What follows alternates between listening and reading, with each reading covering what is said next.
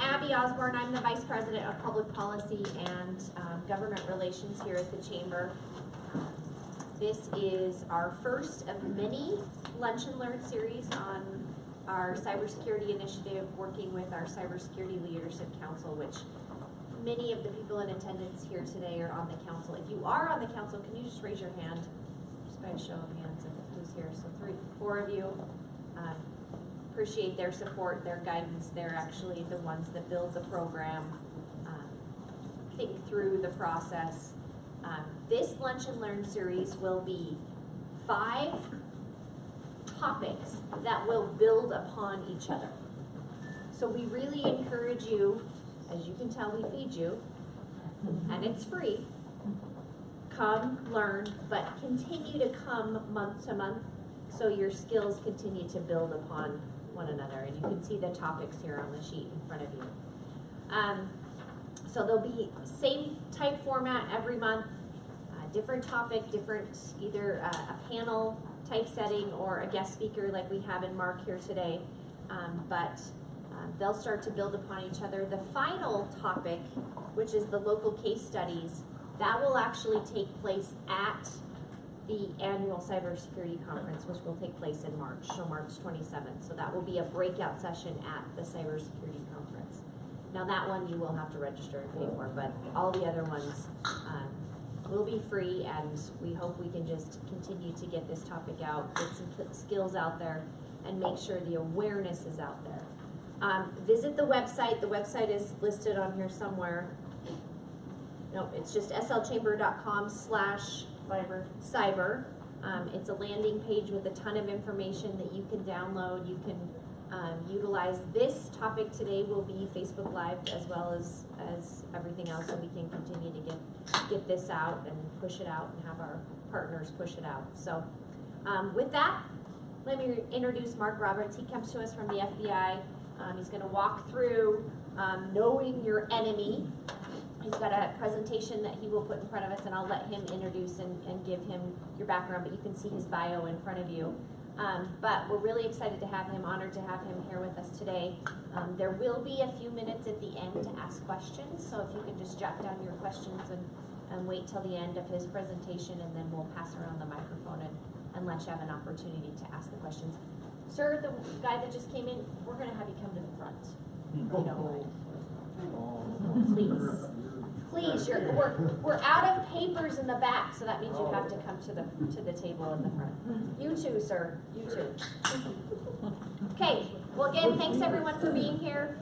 We're in the back if you have any questions at the end, but hopefully you walk out of here today and out of the series come March with a lot of skills and knowledge that you didn't have prior to going through this series. So, Mark?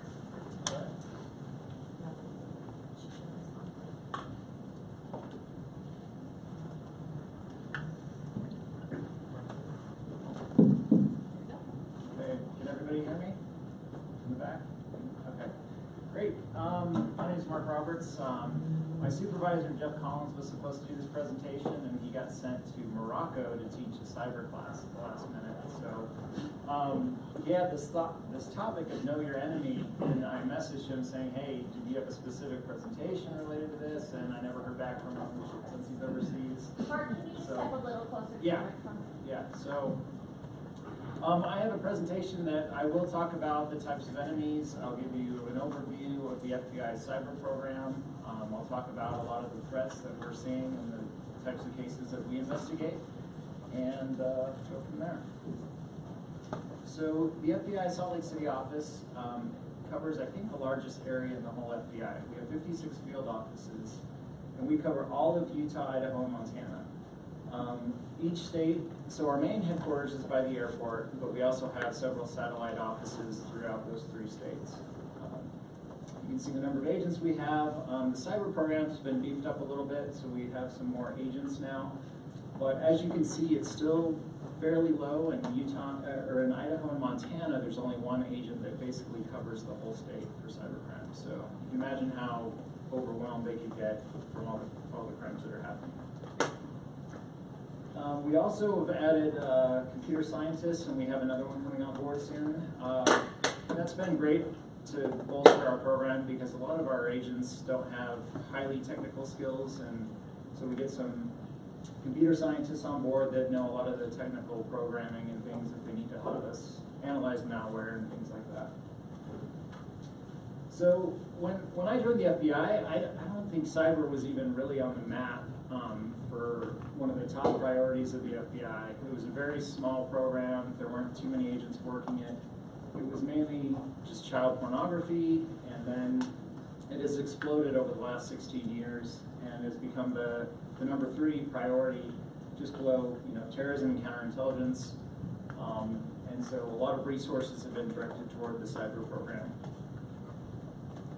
So that's our mission: identify, pursue, and defeat cyber adversaries.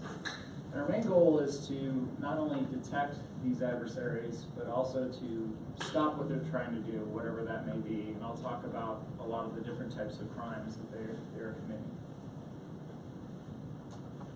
So in the past, until I believe 2014, any office that would get a complaint, so most of our cases are generated from victims that will call our office, that walk into our office, and until 2014, any complaint that came in that was worth investigating, that field office would open a case, and oftentimes we might have 10 offices that are all kind of investigating the same thing and don't really know that, and so they switched to a model where this is mainly for the national security stuff, because we have the dual task of doing national security and also criminal investigations.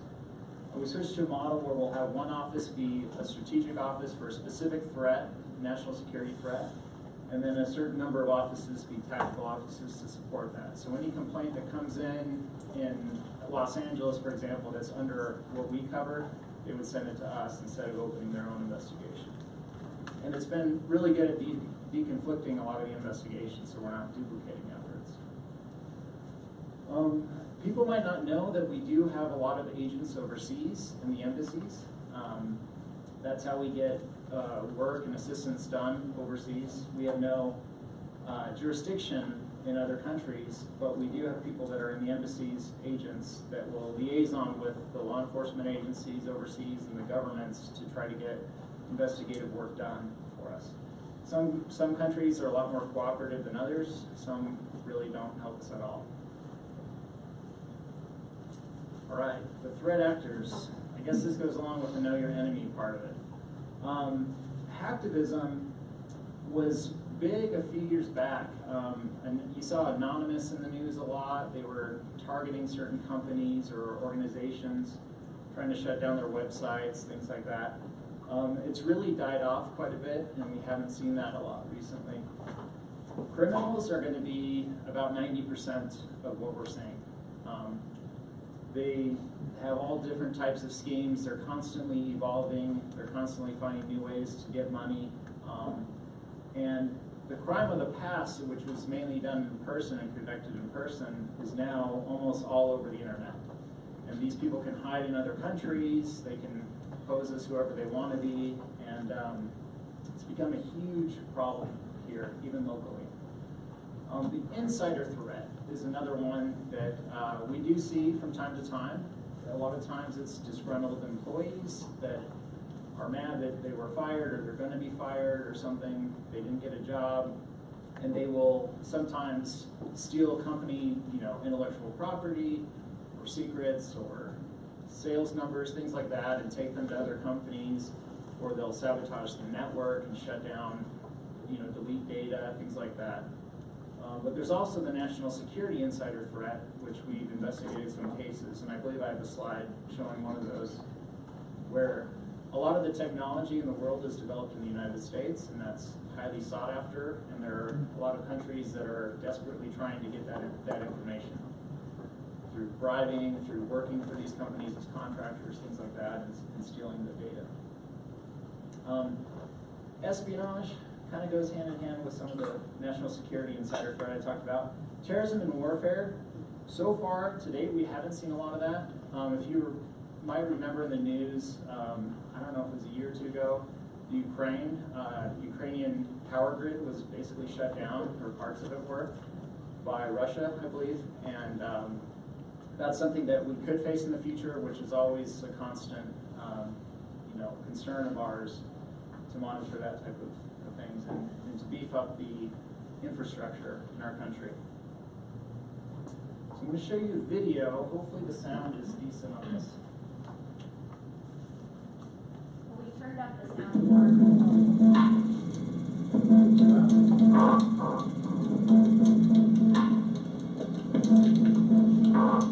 These guys are good. Let's get to work. Our little startup with a great idea. Their target, a ProPass. Offices in 12 countries, 5,000 staff. You'd think they'd be secure, wouldn't you? Make some noise. Pulse. A smoke screen. A decoy breach to hide what they're really after. Confidential information hidden in the depths of the system.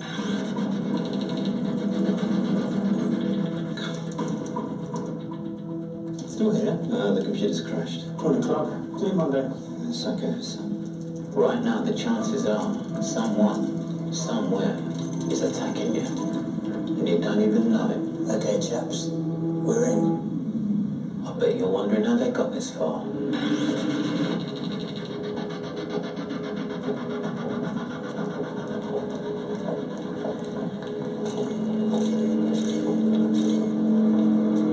Give us a smile. Lovely.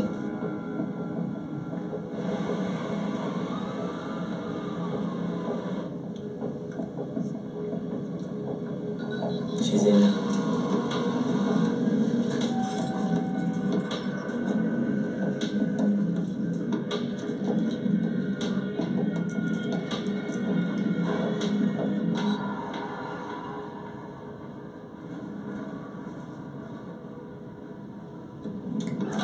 Sensitive passwords and system details from a keystroke logger hidden under a desk for 6 months.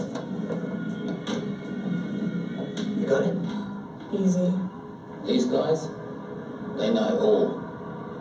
Except, a few weeks earlier, a ProPass were hit by a smaller breach. It made the board stop and think how vulnerable they were. So they brought in the experts. It's never just an IT issue.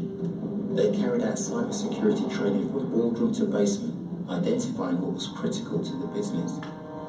Threat and intelligence monitoring. They planned a cyber incident response and brought in their own ethical hackers to test the systems and make honeypots to trap the attackers. They reviewed the whole business from New York to Tokyo and devised a game plan for any breach. Make some noise. We're in. It's a denial of service attack. We're just monitoring the situation. Have they got into any accounts? Very clever. Someone else bangs on the windows, or you hide in the cellar. They're on to us. I'll try blocking. Is it working? I don't know. Well, I need to know, Gil. Is it working? Do you know launch your work? These guys are good, they're really good. They're blocking us. Try again. They're blocking us! Try again. Straight to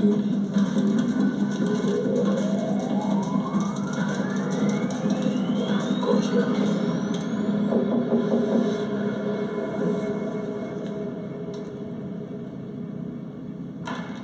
Good?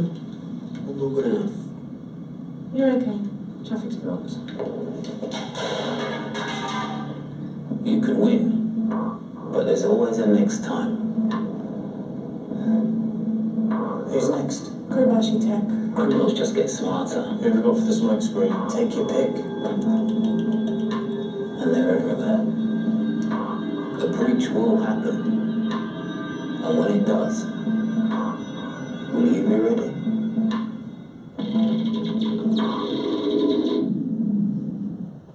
All right, that was just a little dramatization to show a couple things. One, a lot of these cyber actors are very sophisticated. These aren't the kids that go to their mom's basement and just mess around with the computer and hack into different companies.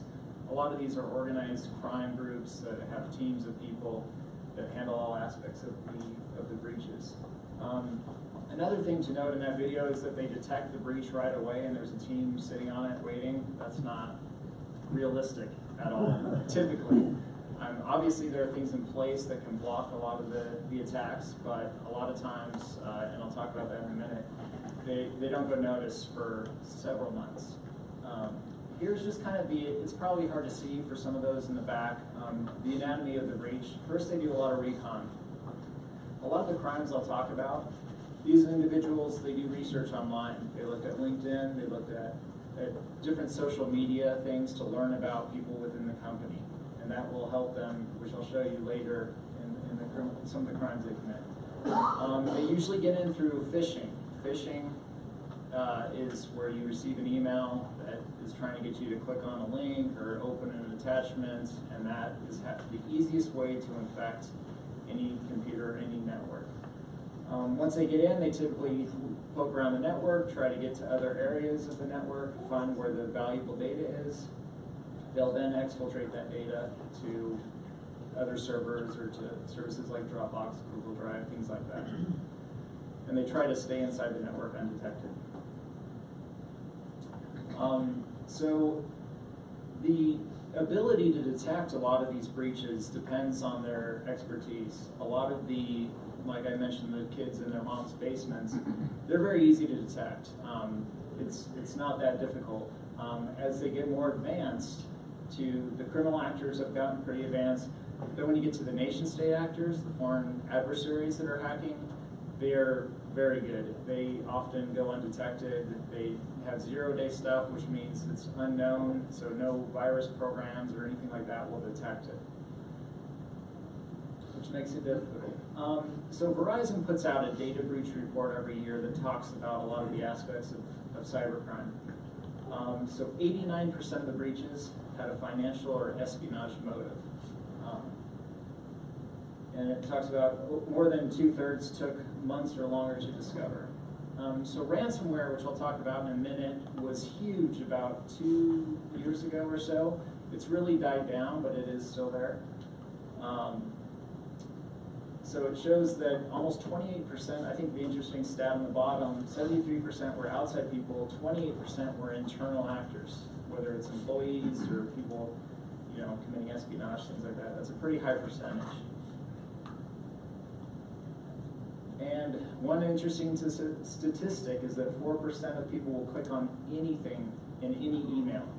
So no matter how much education you give them, don't click on things, don't open things, don't click on links you're not familiar with. There are some people that will just click on anything. Sometimes it's laziness, they just click right away before really looking at it, or I don't know. And there are companies, a lot of companies will do these test phishing emails. They'll send emails company-wide trying to see if they can get people to click on links. There was one company that set up a payment website that was just one letter off from the actual payroll website. They sent a link to all the employees to log in and verify something, or else they wouldn't get paid the next paycheck, something like that. And they had about 99% of the employees click on that link, try to log in through that fraudulent domain, provide their credentials. No matter how much you educate employees, that's always a possibility. And no matter how good your network security is, if you have people inside that will open an attachment and infect the network, it really kind of bypasses a lot of your security. So most breaches happen within minutes, and most breaches go undiscovered for months. The average number of days is right around 220 days later is when they discover, and that's usually by a third party, whether it's the FBI, an internet service provider, some other company notifies them that they've been breached. They usually don't detect it on their own. And it only takes typically minutes or days to exfiltrate the data. So when they have 220 days to mess around in your network, they can pretty much get anything they want. Business email compromise. Has anybody heard of business email compromise before? It's kind of a newer term, but it's a sophisticated scam where people will target people within a company that handle wire transfers, and they will try to get them to send a fraudulent wire transfer. And it sounds like it would be kind of difficult to fake people out, but we have companies that have sent millions and millions of dollars. There's a company in town that recently wired $20 million to a fraudulent recipient. Fortunately, they caught it right away. We were able to reach out to our partners overseas and stop it. But if that had gone domestically, within a couple hours or so, it probably would have been gone. This happens all the time. Almost every week, we're getting a call from another company. And oftentimes, it's not hundreds of dollars, it's hundreds of thousands of dollars or more. There's an example. It will usually be an email posing as a CEO, CFO. It's typically when they're traveling. Somehow they're keeping tabs on when people are at the office. Sometimes they've actually infiltrated the email system. Other times they'll make an email account. Again, they'll register a domain that's one letter off and use the same email, use the same signature line, everything, so it looks legitimate. And typically people don't want to bother a CEO if he's in Hawaii with his family, so when he sends an email saying send this wire immediately, they'll just go ahead and do it. So this has just exploded. This is right now probably the #1 cybercrime threat that we are seeing. Typically, if you wanted to steal, $1 million, you'd have to rob a lot of banks in person to do that. Now you can just send an email and get it, wired. Then they'll typically hire people within the U.S. that are called money mules. They'll get a job on Craigslist or something like that. This is work from home. You're a financial person. You receive and send wire transfers. So they'll pick up the money in some other state. They'll then send it overseas, because when they send it overseas, it's typically held for a while. But when they go to one bank, take out the money, go to a separate bank, wire the money on to overseas, it's going to be almost impossible to track where that money's gone. And they can usually withdraw it within an hour or so of being sent. It says 2.3 billion in losses. I think that's a very old statistic. I'd imagine we have almost that annually at least. Those are the #1 countries that receive the wire transfers. Unfortunately, China, for example, does not cooperate with us at all. So we can tell them, okay, this 20 million went over there, and oh, so they don't really care. They don't help us, unfortunately. Russia, kind of the same situation. As long as they're not stealing money from their citizens, it's really not a big concern of theirs. Nigeria is still a very popular country, very good at evolving and committing all types of online crime. And from the initial lottery scams that used to go out a lot, and we still unfortunately have some older people that fall victim to those schemes, to now doing a lot of the business email compromise stuff. We're also seeing a lot of what's called a reshipping scam. Well, they'll do purchase orders. One of the major universities around here has been hit with a lot of these. Well, they'll pose as a university, order a bunch of products to be, paid at a later date, and then have them shipped to some company. Then they ship it overseas to Nigeria or another country. And To that point, we're Microsoft partners. We had a request come in from from a school district in another state to purchase a bunch of Surface tablets. And after the first email exchange, it was a correct title, correct person, but they had modified the return email address slightly. Oh, okay. But literally, they were in the process of generating a purchase order for these tablets to be shipped to Colorado, and it was yeah, it's horrible. And typically, it's not caught, or if it's caught, it's hard to locate the items and then return them to the victim company. But yeah, that's happening quite a bit these days. Some of the other scams we see, always around tax season or the beginning of the year, we'll see the IRS scam or the W-2 scam, both of them. Has anybody ever gotten a call from a fake IRS agent? Every week. Wow. That's a lot of people. I had one on my way over here. What? I was listening to the message, yes. Were they threatening to arrest you if you didn't Well, pay? the cops are coming to get me, I get that at least once a week, but today it was Wow. just I didn't report my correct income and I needed to call before I was in trouble. Okay. Fortunately, most people catch on to that. Every once in a while, people, will freak out and try to pay it or something. The IRS doesn't work that way. They don't just call you once and then come arrest you immediately. They'll send you a million letters before anything like that would ever happen. But in the past, they even spoofed phone numbers. They were using our FBI number in Salt Lake City as their phone number. So if anybody looked up the number, it would say FBI and give a little bit of credibility to what they were saying. So you can't trust the phone numbers that these are coming from, oftentimes, as well. Sorry, Yeah. so to that point, because they're spoofing phone numbers and you can't trace it back to the original number, how are you going to defend against that? What's being done to stop that? The do not call list is worthless because It is worthless now. I get You calls always every ask day. for the area code. If they can't give the correct area code that shows up on your caller ID. yeah. Yeah. So there's really no defense. Yeah, other than educating the people to not fall victim to that. But there's really no way to prevent them because they're using these online services to make the calls. It's not even through regular telephone lines, so it's difficult, if not impossible, to track where they're actually coming from. So it's a huge problem. It's just education, trying to get the word out, basically. W-2 scams, similar to the business email compromise, will have emails from supposed CEOs to people at a company saying, send me all of the W-2s. And we've had people do that, and they send company-wide W-2s. They have all their tax information. They file fraudulent tax returns. You go to file yours, and they say, you've already filed, you already got your refund. And so they'll send them, get a huge refund back to wherever they live. And then it messes up your, whole situation with the IRS. That's another big threat that happens quite a bit. So ransomware, probably most of you have heard of ransomware. This, like I said, it's kind of died down a bit, but it's constantly evolving. So if we ever do find a solution or decryption key for some of this, they'll just evolve to a different kind of encryption. Once your system is locked down and encrypted, it's basically impossible to get your files back. So backups is the most important thing. And unfortunately, a lot of companies, you would think that people back up their stuff. Oftentimes they don't.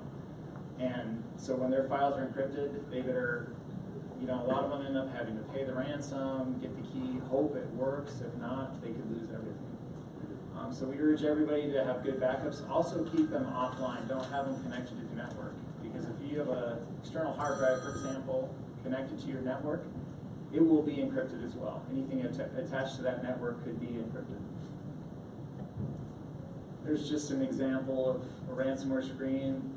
They typically ask for Bitcoin payments, so force people to try to figure out how to buy Bitcoin and send Bitcoin, and it's kind of a mess.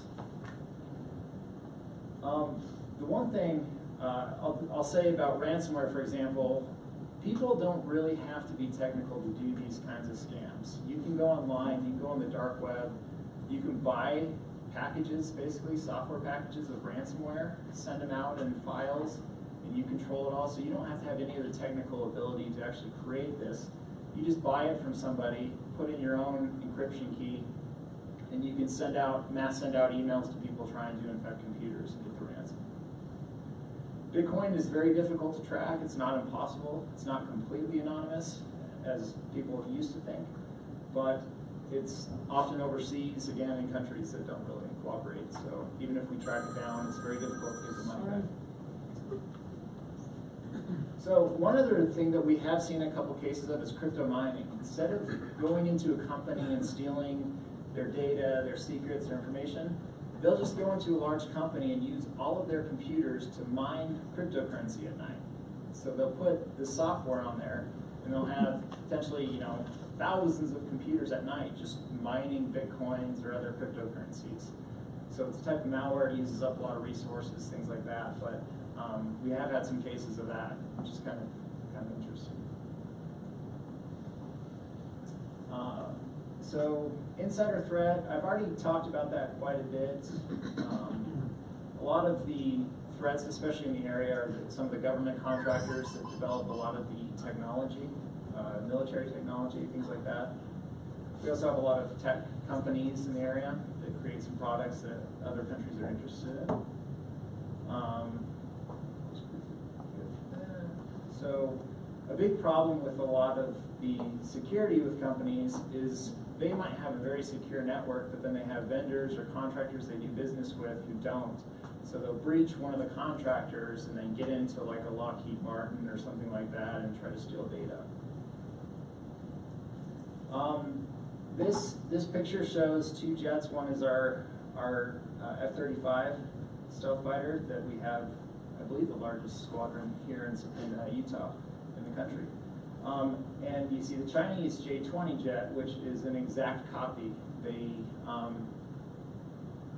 got into, I believe, Lockheed Martin and stole a lot of the blueprints, secret, all the data, everything like that to create basically the same plane. So a plane that we spent billions of dollars developing, they basically could get for free or very little money. So this is one espionage case. So, you know, oftentimes China or other countries are doing that. I think there's a slide. Subin, so I believe he was the guy, there was a person that worked for Boeing, I believe, that was bribed over a period of time to send a lot of data. So he took a lot of the missile technology, a lot of the other things we were developing, and was basically giving that to China for not a lot of money. And he was one of the people that was arrested, I believe, in connection with that. Another threat, does everybody know about that hacking of Sony? That was a pretty big news some years back. I just went to a presentation actually on Tuesday from the former CISO talking about that breach and giving some insight. You know, North Korea, you wouldn't expect them to be super technical or a huge threat, but this was a very sophisticated attack. They basically infected every computer that Sony Online, or not Sony Online, Sony Pictures had, and devastating to them, almost destroyed the whole company, basically, is what he was saying. And so there are a lot of actors out there that have capabilities that you might not even be aware of. So what do you do if you have a cyber crime, something happens? There's a few things you can do. One is ic3.gov. So a lot of the smaller crimes that people lose money online or send, you know, small wire transfers, we don't have the, you know, the people to be able to investigate everything. So we refer a lot of people to report this stuff on ic3.gov, and that's kind of a clearinghouse for a lot of types of crime. There's a team that analyzes that data, and then when they get enough complaints together, they'll send it to our offices to look into. So that's a great place to start. If it's something immediate, always feel free to call the local FBI office. You can talk to, we have an agent that's called the duty agent every day that will handle phone calls or walk-ins if you come in. So if it's critical, feel free to call us and just see if there's something we can do. We might direct you to IC3 or something else, or we might be able to open an investigation. So one good thing about, it's always good to have a local point of contact, so if something big does happen, you're not just cold calling and trying to reach somebody that can help you. You can reach out directly to somebody to contact if you have a question or a complaint. I'll briefly talk about InfraGard. I was a coordinator for InfraGard for about 4 years. So this is our outreach program to the private sector, basically. We try to liaison with everybody. Most of our cases come from the public. So we want to have a good relationship with all the companies and people in the area so that they feel comfortable coming to us with complaints, with cases to investigate. InfraGard is a free organization to join. We have quarterly meetings. Let's see. So we have quarterly meetings where we'll have professionals speak. Sometimes the FBI will present. And one of the tips from a high-up security person said, the worst time to meet an FBI agent is when you need their help with an intrusion. And with Sony, that was big because they had a relationship already with the FBI, so they immediately contacted the people they knew, and they got right on that. As I said, it's free to join. You have to be a U.S. citizen. We do a quick background check. So if you're technical, or if you have people that are technical in your company, it's good to have somebody join. You can liaison not only with the FBI, but other companies in the area that are technical. We also send out bulletins. Every once in a while, we'll get kind of critical new emerging threats. We'll send that information out to our members, and that's typically not for public release. And let's see, I'll skip. So that's the basic presentation. I'll open it up for any questions people might have. Hold up, we got a microphone, Okay. just so everyone can hear on line.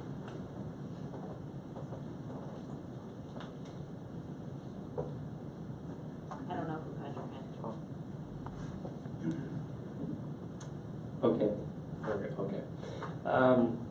With like the Equifax breach, I feel like we haven't really seen the real like fallout from something like that yet. How can we prepare in the future for once criminals really do start to capitalize on that data that was leaked? Yeah, that's tough because personal identifying information is stolen all the time from companies like that, and healthcare companies. The OPM breach that happened, which basically all government employees' data was released, so they have everything on me. Basically, another country took that. Unfortunately, they hadn't used that, but there's really nothing. Once they have it, there's nothing you can do other than some of the credit monitoring services to try to lock it down so they can get loans in your name or things like that. But other than that, once the data's out there, it's out there, and they can sell it to other people, trade it, whatever they want to do. So other than some of those, credit monitoring, there's not a lot you can do to shut that down, unfortunately. And some of these companies are trying to get better at preventing that stuff, like LifeLock and a lot of these other companies. But that's kind of the only solution I'm aware of. Good question. Regarding insider threats, how does a large organization like the FBI implement measures in order to deal with the risk of a large potential for potential insider threats? Within the FBI or outside the FBI? I guess just any type of organization with maybe hundreds or thousands of employees. Yeah, so a lot of our counterintelligence people, they're constantly meeting with companies, especially ones that they feel would be targets, giving presentations, just educating them on what to look for, try to assess kind of their security. Within the FBI, ever since Hansen, one of our agents that was was a spy for another country, was discovered, they have implemented all kinds of safeguards. We're polygraphed every 5 years typically. Everything we do online on the computers is tracked. Every file we copy or download or anything is, all that's monitored to try to prevent something like that from happening. And some of the companies implement similar techniques to prevent from that. But sometimes we develop information and we go to those companies and let them know, hey, this employee, you might want to keep an eye on them. We have information that they might be, trying to get some of your technology or pass it on. But mainly it's just through education, through visiting with these companies and trying to help them bolster their insider threat safeguards. Anyone else have their hand up? Okay.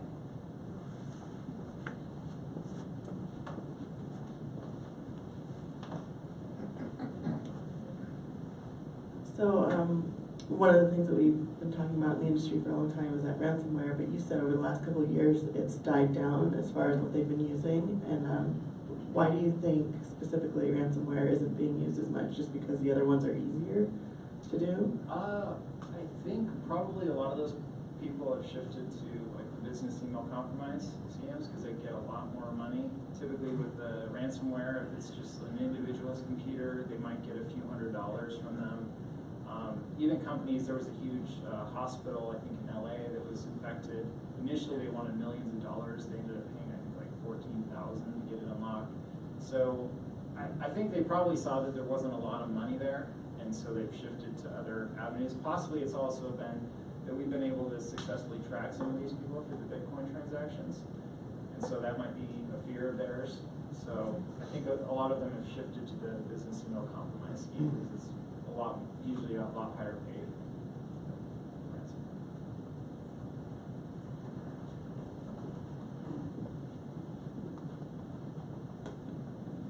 You had mentioned that once your data's out there, really, it's not much you can do about it. On the other side of that coin, with the culprits that do that, or the perpetrators, how successful have you been in catching those guys? It really depends, and it depends also where they're located. A lot of the foreign countries cooperate with us if we have intelligence that somebody in their country, in Spain, for example, has taken this data or been involved. Our supervisors worked a lot of cases overseas where they've worked with those authorities, they've arrested them, they've prosecuted them. So it's really just hit or miss on how sloppy the person is and how easy it is to track them down.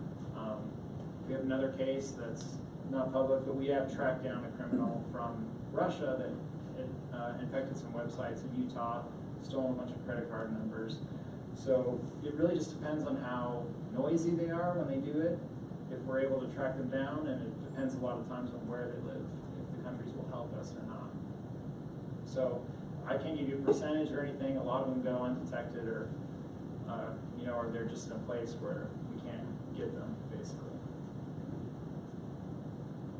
Any more questions? Got any more? One more. Okay. What are you seeing in terms of trends with the cost of average data breaches for small, medium-sized businesses? I haven't looked at the stats for that. It just depends, typically on the size. I know one local company that was not for profit that got hacked from that Russian hacker. They spent over $100,000 in not only trying to clean up what happened, but also sending out letters to all the people that might have been affected by this, hiring companies, technical companies to come in and try to figure out exactly what happened. So there's really no set number. I can't remember if he said how much Sony paid. It was millions and millions of dollars, though, to try to clean up that breach that happened to them. So it just depends on the company. If they have good backups, you can just restore the data, or it just depends.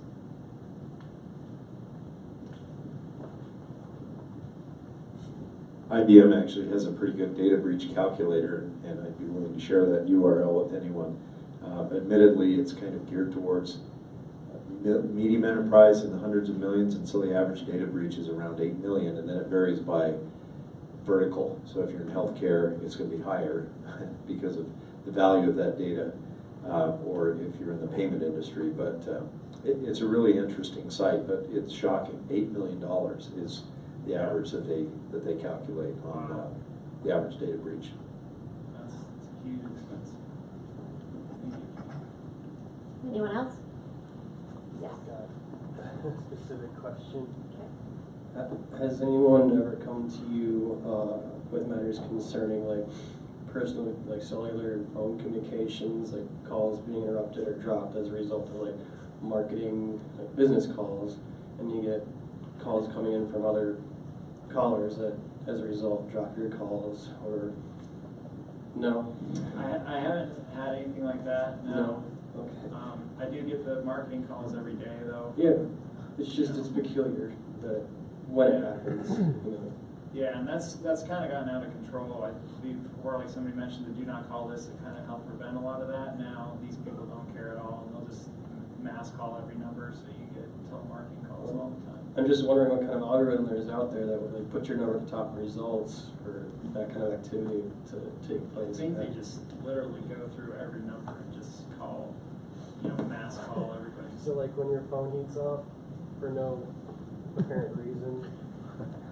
I don't know. Background phone. Yeah. I'm not sure. Curious.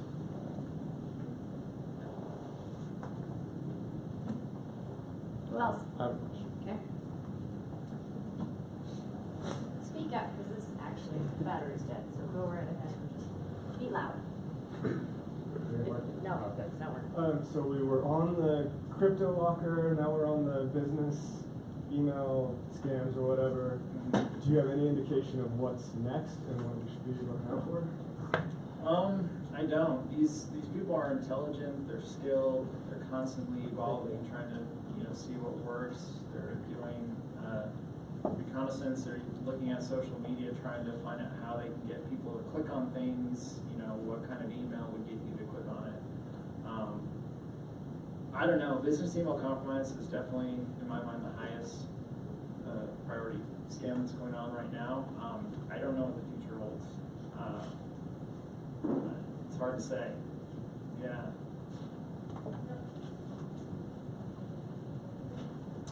All right. Any more? Right here. With the intelligence we give to these hackers, it always makes me a little surprised that emails still are so obvious when you actually really look at them. I'm curious if we think there's a reason behind that. Why is it that they can't do a good job of actually faking a real email? Not by the way of verbiage and such, because I understand that, but even if you just look at the messages, oftentimes there's something obvious. There's a grammatical error. There's things that are just very, very obvious to those if you're just really looking at it.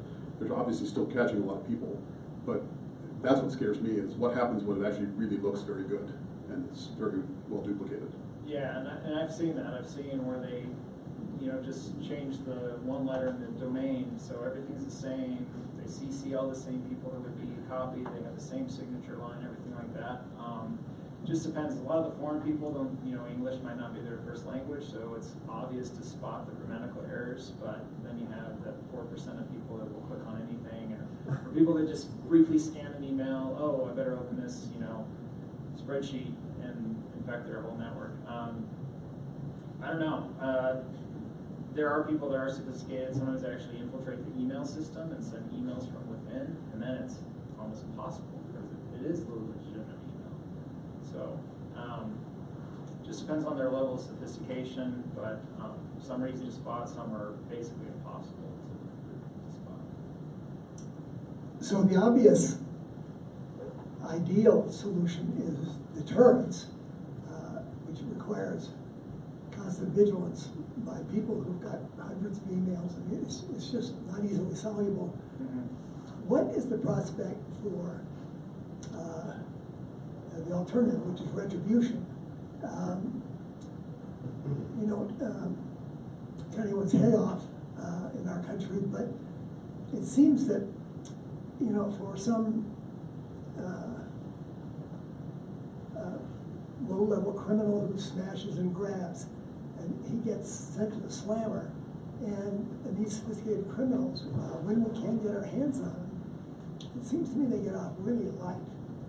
And you say, well, wait, there's no threat of bodily harm, but the cost is not just the amount they get, but it's the fact that we're all sitting here, absorbing this and trying to think about it and respond to it, watch every single letter and every single email we get.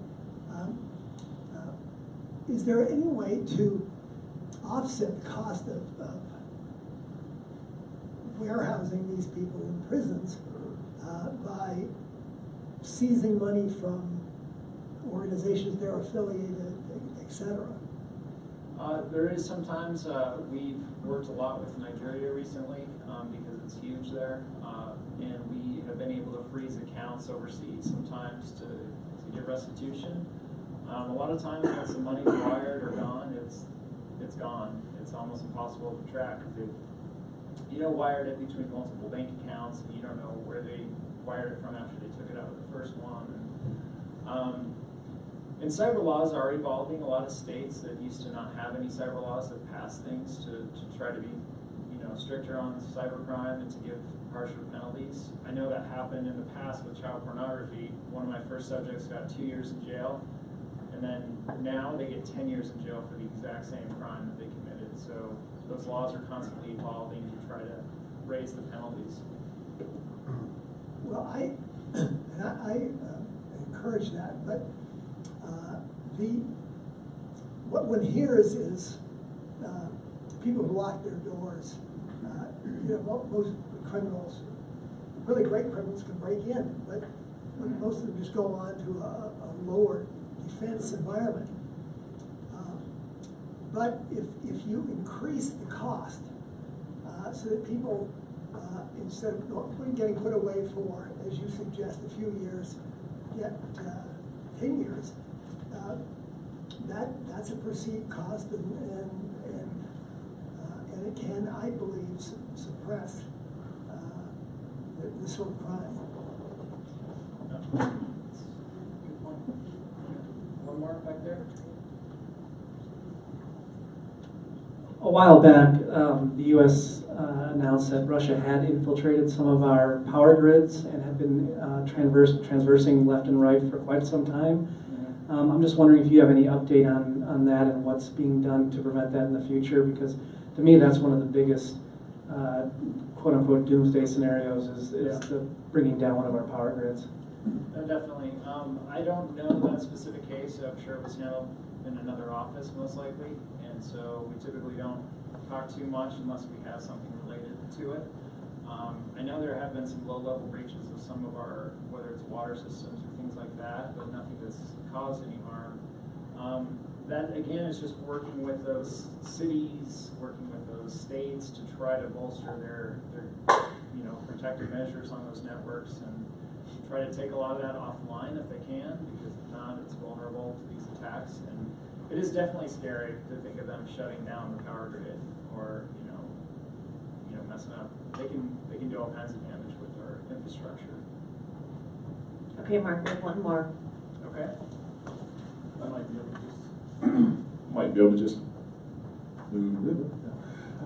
might be able to just yell this one out, but and as I think about it, maybe you can't answer this, but to this gentleman's point about retribution, sort of a merging of counterintelligence and cyber, that proactive approach. I mean, can you talk to where things are there, or? Yeah, so unfortunately the FBI, we can't do any offensive things, but we do have the NSA, the CIA that can do offensive, and they do often. I mean, countries are all trying to get into each other's networks, they're trying to stop attacks, and so we don't deal with that typically, but we do have agencies that are looking to do that, to shut down those groups, to deter them, infect their networks and see what they're doing, things like that. So the FBI, a lot of times we're tempted, or we have companies that say, hey, I know where this is coming from. Can I go on and, shut their computers down, put ransomware on their computers? And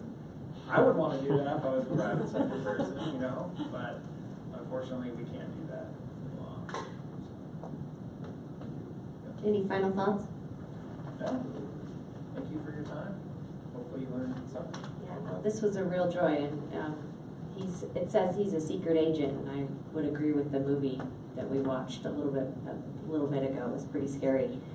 Well, thank you very much, Mark. I appreciate this, and hopefully you've spent the last 55 minutes getting a little bit of fear, because that was the whole basis of this crescendo of all these different topics that we're going to cover over the next few months. But please get registered as you leave for the remaining Lunch and Learn series. We would really appreciate you attending, getting this out to other people, because the more people are aware of this topic and aware of what they can do and how they can protect themselves, the better off we'll all be. We might put Mark out of business, but that's okay, right? Again, thank you. We'll validate you on the way out, so we'll give you parking validations if you parked underneath the arm in the parking lot out front. If not, I can't help your parking if you didn't park out there. So thanks again. Grab a drink on your way out. We appreciate you coming in and attending.